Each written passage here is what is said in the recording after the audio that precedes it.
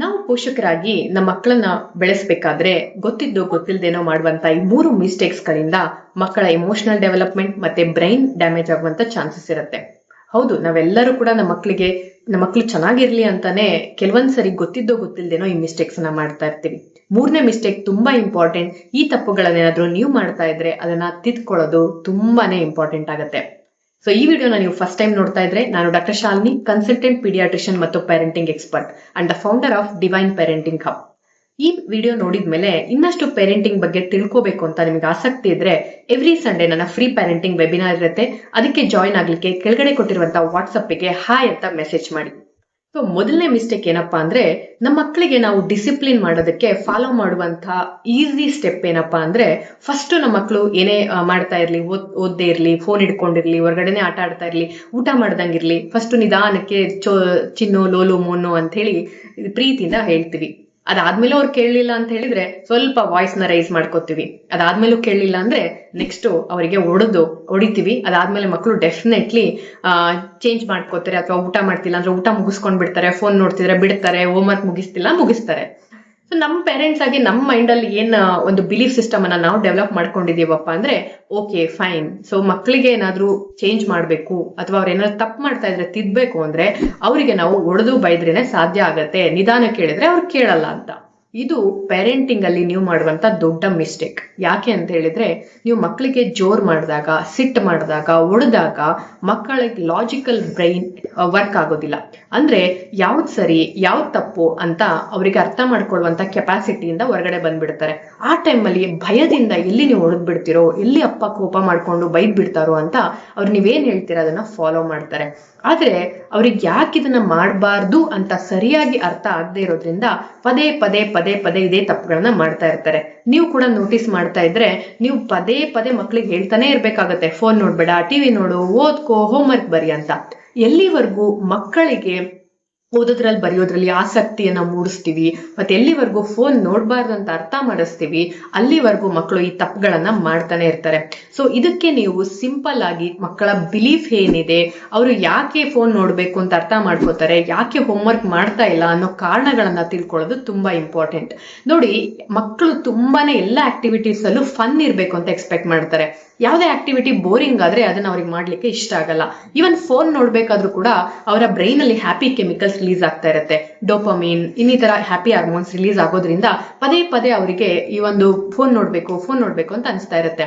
Homework ಅಂದ್ರೇನೆ ತುಂಬಾ ಜನ ಮಕ್ಕಳಿಗೆ ಬೋರಿಂಗ್ ಅನ್ಸ್ಬೋದು. ಮೇ ಬಿ ಸ್ಕೂಲ್ ಎನ್ವಿರಾನ್ಮೆಂಟ್ ಆ ತರ ಇರ್ಬೋದು, ಟೀಚರ್ಸ್ ಅವ್ರಿಗೆ ಬೈತಾ ಇರ್ಬೋದು, ಅಥವಾ ಈ ತರ ಏನೇ ಕಾರಣಗಳಿದ್ರು ಕೂಡ ಬರಿಬೇಕಾದ್ರೆ ನೀವು ಅವ್ರಿಗೆ ಪದೇ ಪದೇ ಟಾಂಟ್ ಕೊಡೋದು, ಬರೀ ಎಷ್ಟೊತ್ತು ಮಾಡ್ತೀಯಾ, ಈ ತರ ಎಲ್ಲ ಹೇಳೋದ್ರಿಂದ ಅವ್ರ ಮೈಂಡಿಗೆ ತುಂಬಾನೇ ಇದು ಸ್ಟ್ರೆಸ್ಫುಲ್ ತರ ಫೀಲ್ ಆಗುತ್ತೆ. ಹಾಗಾಗಿ ಮಕ್ಕಳು ಅದನ್ನ ಮಾಡ್ಲಿಕ್ಕೆ, ಓದ್ಲಿಕ್ಕೆ, ಕೂರ್ಲಿಕ್ಕೆ, ಬರೀಲಿಕ್ಕೆ, ಕೂರ್ಲಿಕ್ಕೆ ತುಂಬಾನೇ ಹಿಂಸೆ ಪಡ್ಕೋತಾರೆ. ಇವನ್ ಊಟ ಮಾಡ್ಬೇಕಾದ್ರೂ ಕೂಡ ನೀವೇನಾದ್ರು ಸಣ್ಣ ವಯಸ್ಸಿಂದಾನೇ ಮಕ್ಕಳಿಗೆ ಫೋರ್ಸ್ ಫೀಡ್ ಏನಾದ್ರು ಮಾಡ್ತಾ ಇದ್ರೆ ಇದು ಕೂಡ ಮಕ್ಕಳ ಬ್ರೈನ್ ಅಲ್ಲಿ ಒಂಥರ ಹಿಂಸೆ ತರ ಫೀಲ್ ಆಗಿರುತ್ತೆ. ಸೊ ಹಾಗಾಗಿ ಆಮೇಲೆ ಅವ್ರು ಊಟ ಮಾಡ್ಬೇಕಾದ್ರು ಅಷ್ಟೇ, ಎಷ್ಟು ಸರಿ ಮಾಡ್ಬೇಕು, ಏನ್ ಮಾಡಿದ್ರು ನೀನು ಊಟ ಮಾಡಲ್ಲ, ಎಷ್ಟೊಂದ್ ಜನಕ್ಕೆ ಊಟ ಇಲ್ಲ, ಈ ತರ ಲೆಕ್ಚರ್ ಕೊಡಕ್ ಶುರು ಮಾಡಿದ್ರೆ ಮಕ್ಕಳು ಅದನ್ನ ಮಾಡೋದಿಲ್ಲ. ಅಂಡ್ ಅವ್ರಿಗೆ ಇದೊಂಥರ ಬೋರಿಂಗ್ ಅಂಡ್ ಇರಿಟೇಟಿಂಗ್ ತರ ಅನ್ಸುತ್ತೆ. ಪದೇ ಪದೇ ಪದೇ ಈ ಲೂಪ್ ಅಲ್ಲಿ ಮಕ್ಕಳು ಹೋಗ್ತಾರೆ. ಹಾಗಾದ್ರೆ ನೀವೇನ್ ಮಾಡ್ಬೇಕು, ಮಕ್ಕಳನ್ನ ಫಸ್ಟ್ ಅರ್ಥ ಮಾಡ್ಕೊಳ್ಳಿಕ್ಕೆ ಪ್ರಯತ್ನ ಮಾಡ್ಬೇಕು. ಅವರಿಗೆ ಆ ಟೈಮಲ್ಲಿ ತಿಳಿಸಿ ಹೇಳೋದಕ್ಕಿಂತ ಮಕ್ಕಳಿಗೆ ನೀವು ಬೆಡ್ ಟೈಮ್ ಸ್ಟೋರೀಸ್ ಹೇಳ್ಬೇಕಾದ್ರೆ, ಮತ್ತೆ ಮಕ್ಕಳನ್ನ ಹೊರಗಡೆ ಕರ್ಕೊಂಡು ಹೋದಾಗ ಮಕ್ಕಳ ಜೊತೆ ಸಮಾಧಾನವಾಗಿ ಹ್ಯಾಪಿ ಟೈಮ್ ಅನ್ನ ನೀವು, ಕನೆಕ್ಷನ್ ಟೈಮ್ ಅನ್ನ ನೀವು ಸ್ಪೆಂಡ್ ಮಾಡ್ಬೇಕಾದ್ರೆ ಅವರಿಗೆ ಕಥೆಗಳ ರೂಪದಲ್ಲಿ ಅಥವಾ ಇಂಪಾರ್ಟೆಂಟ್ ಸ್ಟೋರೀಸ್ ನೀವೇ ಕ್ರಿಯೇಟ್ ಮಾಡಿ ಹೇಳೋದು, ಮತ್ತೆ ಮಕ್ಕಳಿಗೆ ಬೇರೆ ಬೇರೆ ಆಕ್ಟಿವಿಟೀಸ್ ಅಲ್ಲಿ ಒಂದು ಗುಡ್ ಹ್ಯಾಪಿ ಕೆಮಿಕಲ್ಸ್ ರಿಲೀಸ್ ಆಗುವಂತ ಆಕ್ಟಿವಿಟೀಸ್ ಅಲ್ಲಿ ಎಂಗೇಜ್ ಮಾಡೋದ್ರಿಂದ ಆಟೋಮೆಟಿಕ್ ಆಗಿ ಮಕ್ಕಳು ಅದನ್ನ ಮಾಡೋದನ್ನ ಕಡಿಮೆ ಮಾಡ್ತಾರೆ. ಅಂಡ್ ನೀವು ಯಾವತ್ತು ಒಂದ್ ನೆನ್ಪಿಟ್ಕೊಳ್ಳಿ, ನಾವ್ ಯಾರನ್ನ ತುಂಬಾ ಪ್ರೀತಿ ಮಾಡ್ತೀವಲ್ಲ ಅವ್ರ ಮಾತನ್ನ ನಾವು ಕೇಳ್ತೀವಿ. ನಾವು ಡೆಫಿನೆಟ್ಲಿ ತಂದೆ ತಾಯಿಗಳಾಗಿ ನಮ್ಮ ಮಕ್ಕಳನ್ನ ನಾವು ಪ್ರೀತಿ ಮಾಡ್ತೀವಿ, ಬಟ್ ಎಲ್ಲೋ ಒಂದ್ ಕಡೆ ಆ ಎಮೋಷನಲ್ ಕನೆಕ್ಷನ್ಸ್ ನಮ್ಮ ಮತ್ತೆ ಮಕ್ಕಳ ನಡುವೆ ಇರಲ್ಲ.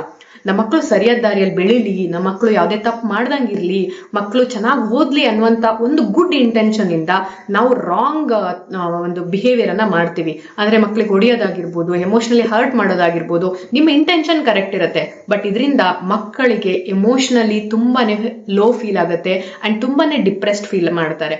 ನಿಮಗೆ ಅವ್ರು ಎಕ್ಸ್ಪ್ರೆಸ್ ಮಾಡದೇ ಇರ್ಬೋದು, ಬಟ್ ಅವರ ಬ್ರೈನ್ ಇದೇ ತರ ವರ್ಕ್ ಆಗುತ್ತೆ. ಸೊ ನೆಕ್ಸ್ಟ್ ಟೈಮ್ ಏನೇ ನಿಮ್ಗೆ ಅನ್ವಾಂಟೆಡ್ ಬಿಹೇವಿಯರ್ ಮಕ್ಕಳಲ್ಲಿ ಕಾಣಿಸಿದ್ರು ಕೂಡ ಒಂದ್ ಸ್ಟೆಪ್ ಯೋಚನೆ ಮಾಡಿ, ಇದು ಯಾಕೆ ಈ ತರ ಆಗ್ತಾ ಇದೆ, ನಮ್ಮ ಮಕ್ಕಳಿಗೆ ಯಾವ ತರ ತಿಳಿಸೋದು ಅಂತ.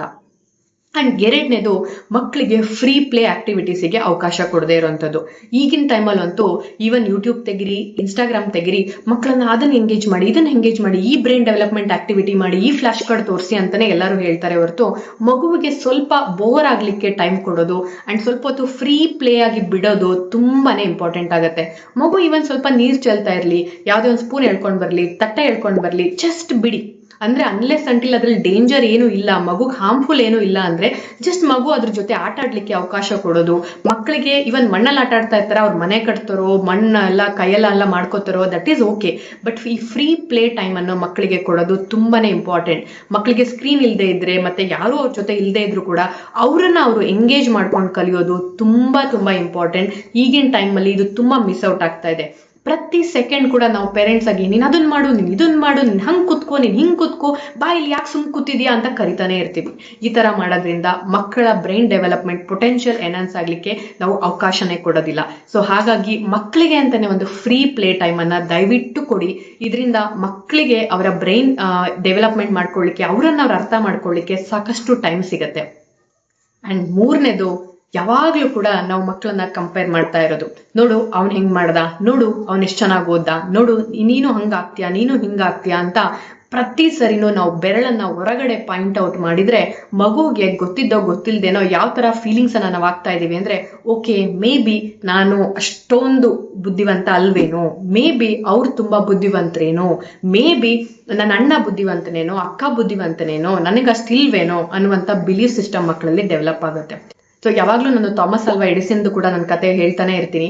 ನೋಡಿ, ಥಾಮಸ್ ಆಲ್ವಾ ಎಡಿಸನ್ ಎಷ್ಟು ದೊಡ್ಡ ಸೈಂಟಿಸ್ಟ್ ಅಂತ ನಿಮ್ಗೆಲ್ಲರಿಗೂ ಗೊತ್ತು. ಅವ್ರನ್ನ ಸ್ಕೂಲಿಂದ ಆಚೆ ಹಾಕಿದಾಗ ಅವ್ರ ಅಮ್ಮ ಅದ್ರಲ್ಲಿ ಲೆಟರ್ ಅಲ್ಲಿ ಏನ್ ಬರ್ದಿರ್ತರು ಅಂದ್ರೆ, ನಿಮ್ಮ ಮಗ ಸ್ಕೂಲಲ್ಲಿ ಕುತ್ಕೊಳ್ಳಿಕ್ಕೆ ನಾಲಾಯಕ್ ಅಂತ ಬರ್ದಿರ್ತಾರೆ. ಆದ್ರೆ ಅವ್ರ ಅಮ್ಮ ಅದನ್ನ ಅವನಿಗೆ ಹೇಳೋದಿಲ್ಲ. ಅವ್ರ ಅಮ್ಮ ಅದನ್ನ ಏನ್ ಹೇಳ್ತಾರೆ ಅಂದ್ರೆ, ನೀನು ತುಂಬಾ ಬುದ್ಧಿವಂತ ಇದೆಯಾ ಮಗನೆ, ನಿನ್ನನ್ನ ಓದಿಸ್ಲಿಕ್ಕೆ ಆ ಸ್ಕೂಲ್ ಅವ್ರಿಗೆ ಸಾಧ್ಯ ಇಲ್ಲ, ಅದಕ್ಕೆ ನೀನ್ ಇನ್ಮೇಲಿಂದ ಮನೇಲೆ ಓದು ಅಂತ ಹೇಳ್ತಾರೆ. ಈ ತರ ಮೆಂಟಾಲಿಟಿಯನ್ನ ಬೆಳೆಸ್ಕೊಳ್ಳೋದು ಪೋಷಕರಾಗಿ ತುಂಬಾನೇ ಇಂಪಾರ್ಟೆಂಟ್. ನೋಡಿ, ಪ್ರತಿಯೊಂದು ಮಗುನೂ ಕೂಡ ಬಾರ್ನ್ ಜೀನಿಯಸ್ ಆಗಿರ್ತಾರೆ. ಪ್ರತಿಯೊಂದು ಮಕ್ಕಳಲ್ಲೂ ಬೇರೆ ಬೇರೆ ರೀತಿಯಾದಂತ ಇಂಟೆಲಿಜೆನ್ಸ್ ಇರುತ್ತೆ. ನೀವು ಸಚಿನ್ ತೆಂಡೂಲ್ಕರ್ನ SP ಬಾಲಸುಬ್ರಹ್ಮಣ್ಯನ್ ಜೊತೆ ಕಂಪೇರ್ ಮಾಡಕ್ಕಾಗಲ್ಲ. ನೀವು ಡಾಕ್ಟರ್ ರಾಜ್ಕುಮಾರ್ನ ಅಬ್ದುಲ್ ಕಲಾಂ ಜೊತೆ ಕಂಪೇರ್ ಮಾಡಕ್ಕಾಗಲ್ಲ. ಎಲ್ಲಾನು ಕೂಡ ಎಲ್ಲರಲ್ಲೂ ಇರುವಂತದ್ದು ಡಿಫ್ರೆಂಟ್ ಇಂಟೆಲಿಜೆನ್ಸ್. ನಮ್ಮ ಮಕ್ಕಳಿಗೆ ಬರೀ ಓದು, ಡಿಗ್ರಿ ತಗೋ, ಮಾರ್ಕ್ಸ್ ತಗೋ ಅಂಡ್ ಒಳ್ಳೆ ಜಾಬಿಗೆ ಹೋಗು ಅನ್ನೋ ಒಂದು ಮೈಂಡ್ ಸೆಟ್ ಇಂದ ಹೊರಗಡೆ ಬಂದು ನಮ್ಮ ಮಗುವಿನಲ್ಲಿ ಯಾವ ಇಂಟೆಲಿಜೆನ್ಸ್ ಇದೆ ಅಂತ ತಿಳ್ಕೊಳ್ಳೋದು ತುಂಬಾನೇ ಇಂಪಾರ್ಟೆಂಟ್ ಆಗುತ್ತೆ. ಇದ್ರ ಬಗ್ಗೆ ಇನ್ನ ಡೀಟೇಲ್ ತಿಳ್ಕೊಳ್ಳಿಕ್ಕೆ ಫ್ರೀ ಪೇರೆಂಟಿಂಗ್ ವೆಬಿನಾರಿಗೆ ರಿಜಿಸ್ಟರ್ ಆಗೋದನ್ನ ಮರಿಬೇಡಿ. ಸೊ ಈ ಸಣ್ಣ ಮಿಸ್ಟೇಕ್ಸ್ ಅನ್ನು ಅವಾಯ್ಡ್ ಮಾಡೋದ್ರಿಂದ ನಿಮ್ಮ ಮಕ್ಕಳಿಗೆ ಒಂದು ಒಳ್ಳೆ ಪಾಸಿಟಿವ್ ಎನ್ವಿರಾನ್ಮೆಂಟ್ ಅನ್ನ ನೀವು ಡೆಫಿನೆಟ್ಲಿ ಕೊಡ್ತೀರಾ. So thank you so much. Happy parenting.